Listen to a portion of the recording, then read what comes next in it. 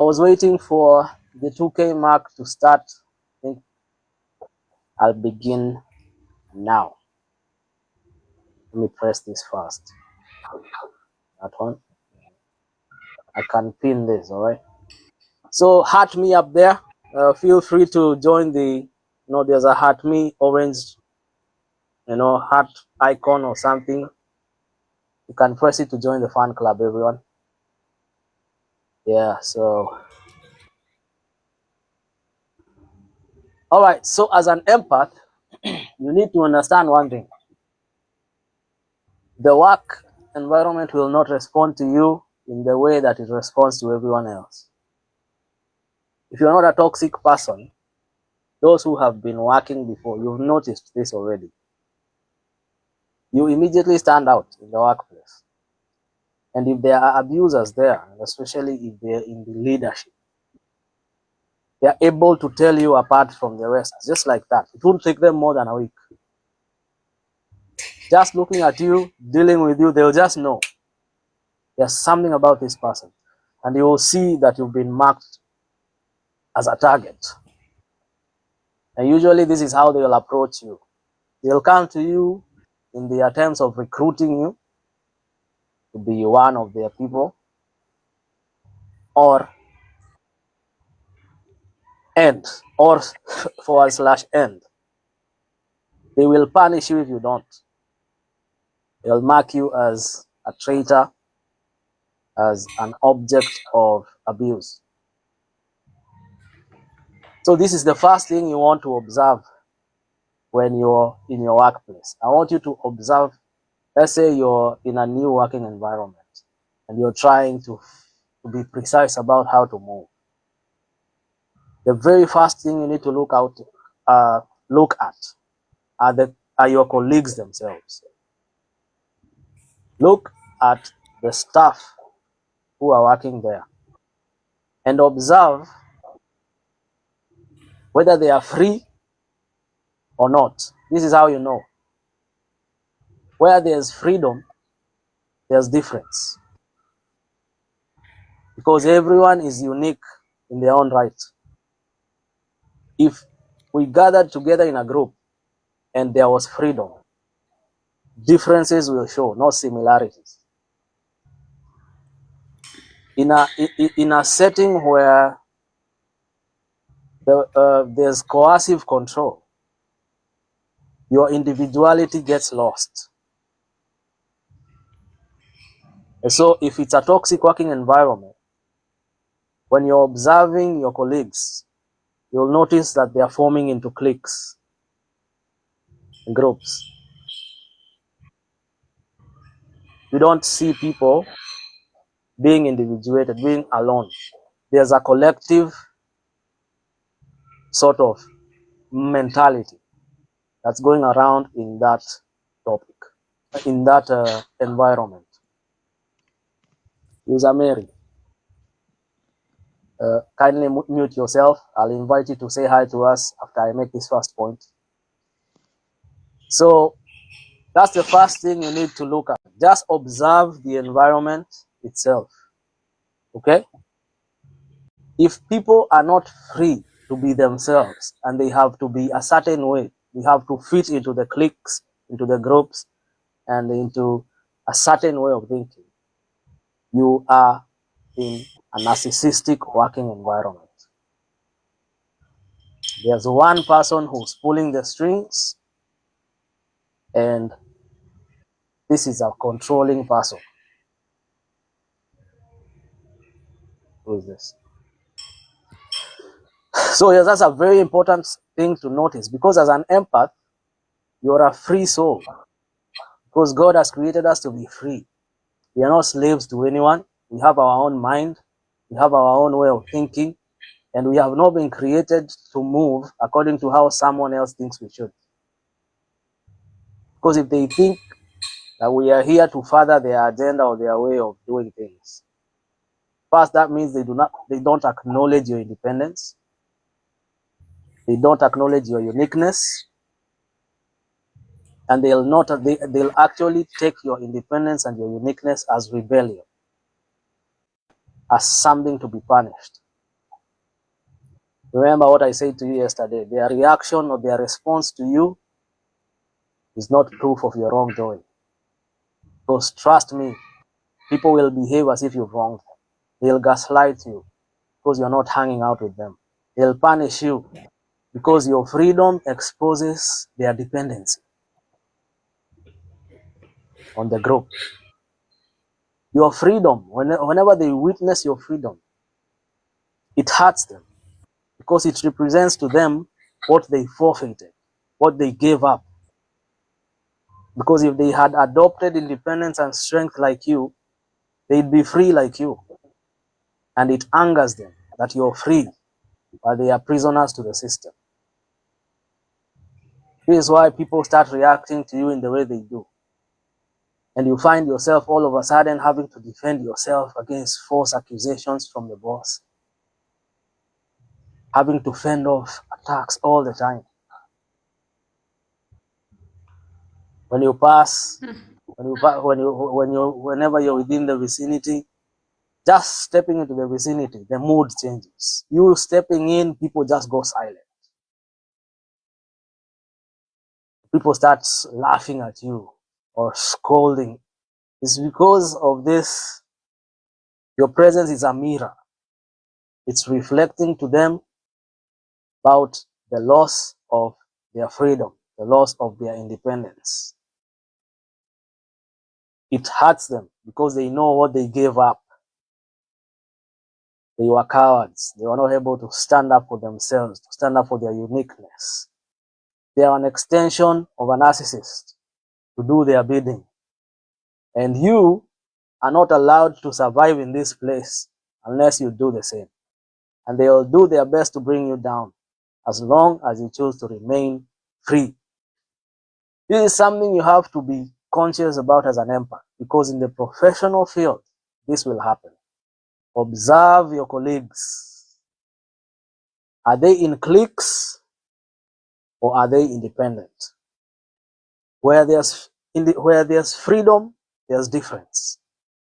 But if they have to be the same, you're in a matrix, you're stuck there.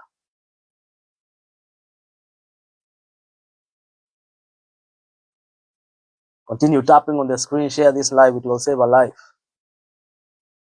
Follow, if you haven't followed, heart me up there to join the fan club. And guys, I know Mama Kesamima wants to talk, but I know there's a lot of noise behind you. I know where you are and what you're doing. So I know you'd be the first to welcome Alisen. The second point I want you to observe, if you're an empath in the workplace, is about the turnover of that company. Remember, we are trying to be financially independent because it represents freedom. Remember the verse, money is the answer to all things. It's because it takes a lot of control away from narcissists if you are financially independent. This is why we are working. So we need to understand how the workplace will look like for us. The second point, observe the turnover. By turnover, I mean the rate at which people either join or leave the company. Let me repeat. The second point, we're talking about empaths in the workplace. The second point you need to look out for is how high the turnover is, how high the rate of employment or the rate of firing or resigning, whether willingly or otherwise, the company has. If there's a high turnover, if people are leaving the job very quickly, if people are always joining and leaving, whether they are leaving of their own accord or whether they're getting fired, it's not a good sign, because people will usually not leave a healthy working environment. So if you come, before you find out for yourself, because it's wisdom entails or consists in learning from the experience of others. You need to look at how those who've been there before you respond to this same environment that you've gotten into. And if after 3 months someone leaves, after 3 months other people come, and they are always leaving and coming, leaving and coming, leaving and coming, that is the number one sign as an empath that that is not the work environment someone like you should be in. Start planning your way out, because it's only a matter of time before they come for you, and you better live on your own terms. So you need to adopt these kinds of knowledge in order to be able to anticipate. As an empath, listen to me, as an empath, your motion in life will be dependent on your ability to anticipate stuff. And things will not be clear until you start learning about patterns, about red flags, about things to look out for. So today, remember, we are chasing financial independence because it will represent freedom from the narcissist in our lives. But while we are doing so, in those professional environments, we will still meet those kinds of people. How do we know that we have found ourselves in such a situation? That's what we are looking at today. Empaths in the workplace. A high turnover, that was the second point. People should not just be joining and leaving, joining and leaving, joining and leaving. That shows you that environment is not healthy. And you'll notice that those who stay, those who remain for a long time, are very toxic. You'll also realize that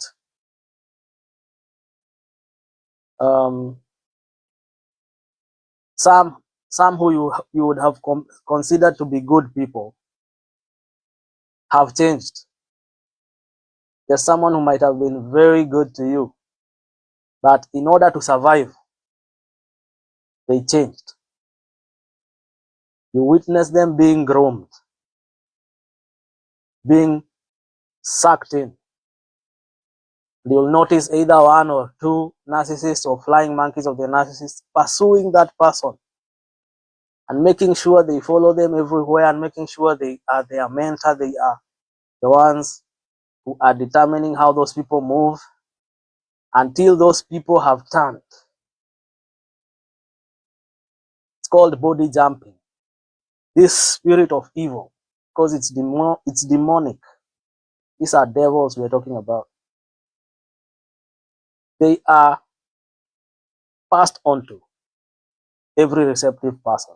This happens in the professional field. It doesn't just happen in the romantic field or in the family setting. It also happens in the professional environment. Ray the Queen, you're welcome. Keep tapping on the screen, guys. Share the live. Heart me up there. Join the fan club. Guys, I know some of you are going home right now, but for those who can join, Ali Seng is a new listener. Miss Lavin, you're welcome. Welcome, Ali Seng. Just join in and say, Ali Seng, you're welcome, especially you Kenyans. Ray, I want you to invite yourself and welcome Ali Seng to the live. She's made a very valuable contribution. Yes, we are talking about empaths in the workplace. We've looked at 2 points so far.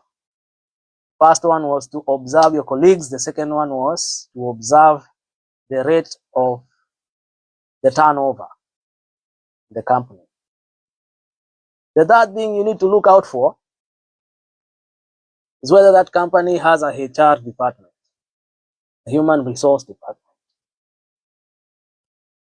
A human resource department is a department that should be independent, it should be objective in the way it deals with grievances in the company.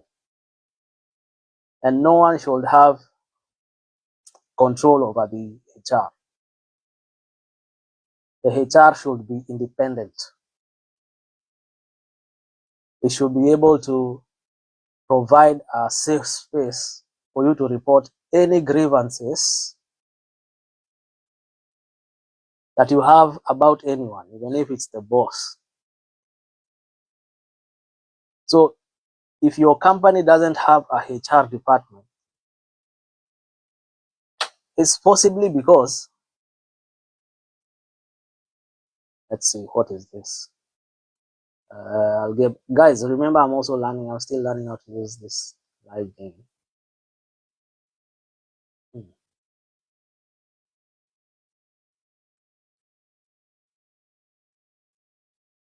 Okay. Be Digital, welcome. Welcome everyone. Keep tapping on the screen and everything. We are looking at empaths in the workplace today. And we've made 2 points so far. We are making the third point, which is the HR. So the HR, as we are saying, should be is a department where grievances should be taken in case any disciplinary measures are required or protective measures are required in the company. It should be independent because no one should be controlling it, including the boss. You should be able to report the boss also, because a HR department represents accountability on every level of staff. So if your company doesn't have a HR department, it's possibly because you're dealing with a narcissist. You see, a narcissist has to be in control of everything. And if there's a HR department, it means if the boss is narcissistic, they can't be as free to be abusive as they wish. So a company without a HR department basically or usually means that the narcissist is in charge and they have filtered out all forms of accountability for when their coercive and hostile tactics, begin to show. In the HR department, unfortunately, let me say this, some companies just have it for show. Because if you report it to the HR department, as independent and objective as it should be, usually it's not the case.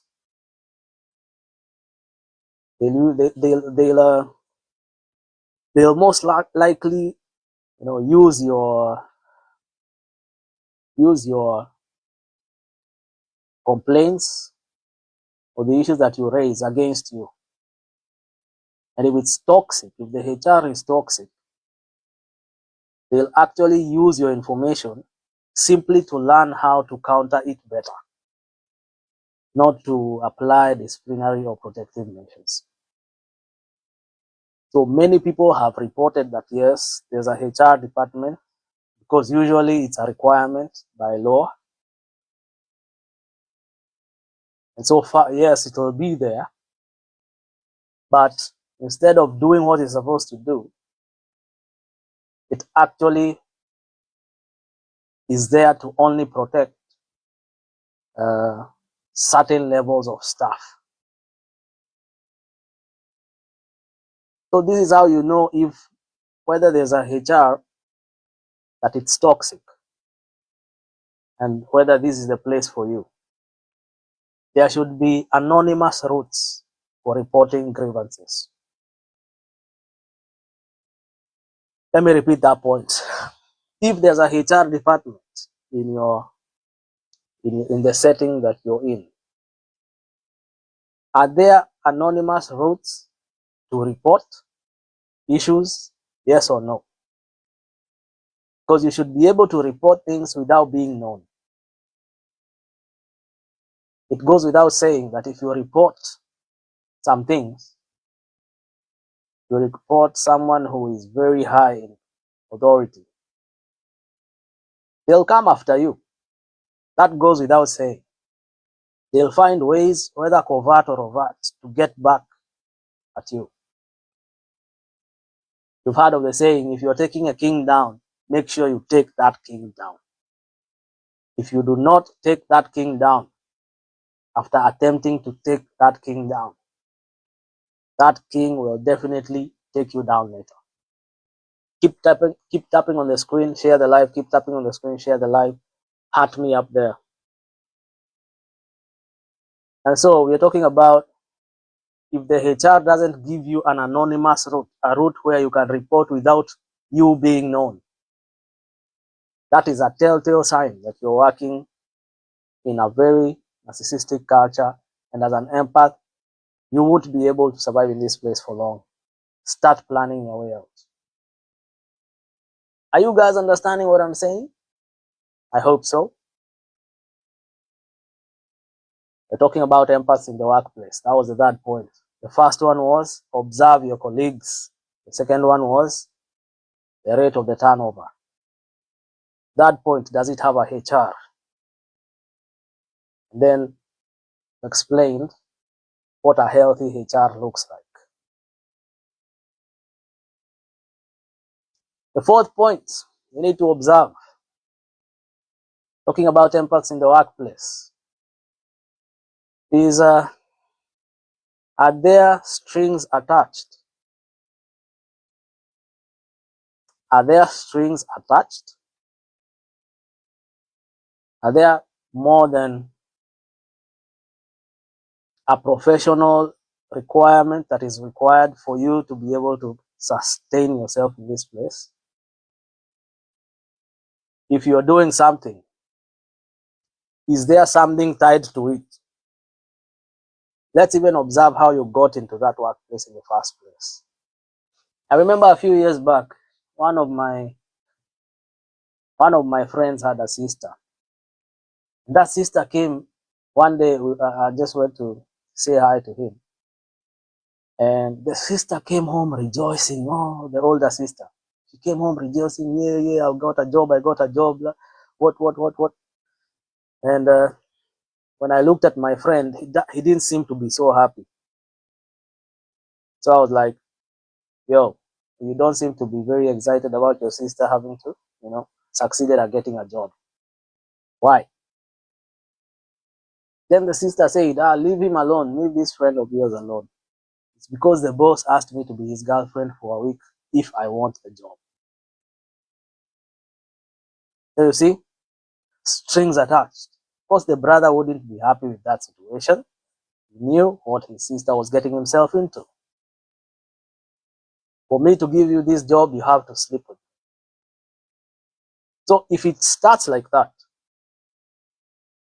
keep tapping on the screen and sharing the live, guys. If it starts like that, how do you expect to have a healthy working environment?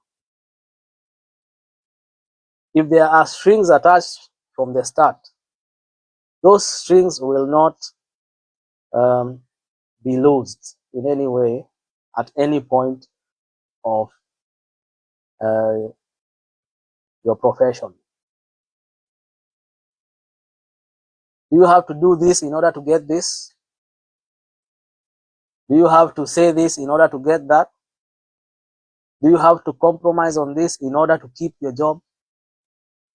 Do you have to protect this one in order to, get those sparks, get those bonuses, get those promotions, prevent being demoted?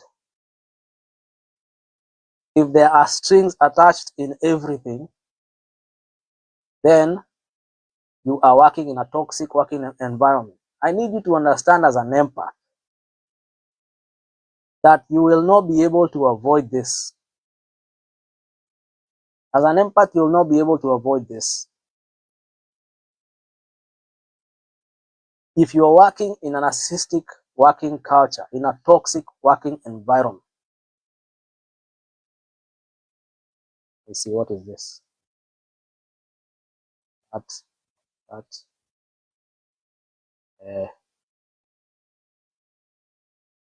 If you're working in a toxic working environment,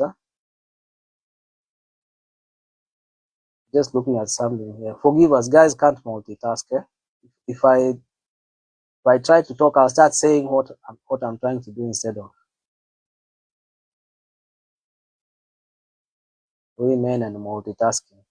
There's a guy, a friend of mine who can't even SMS while climbing up the staircase. He has to stop middle, otherwise he'll fall down.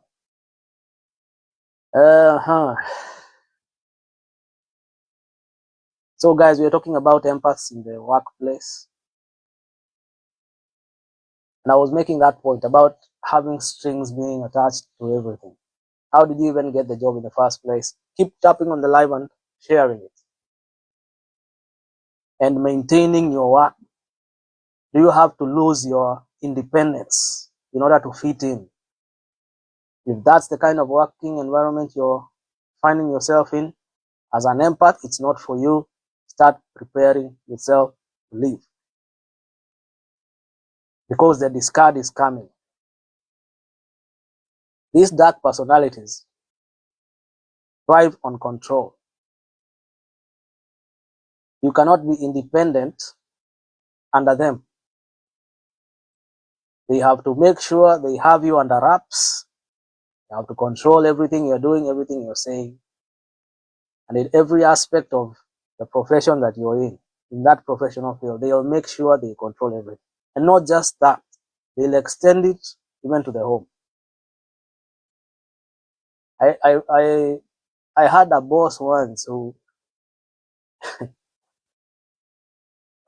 these people have no boundaries. That boss used to require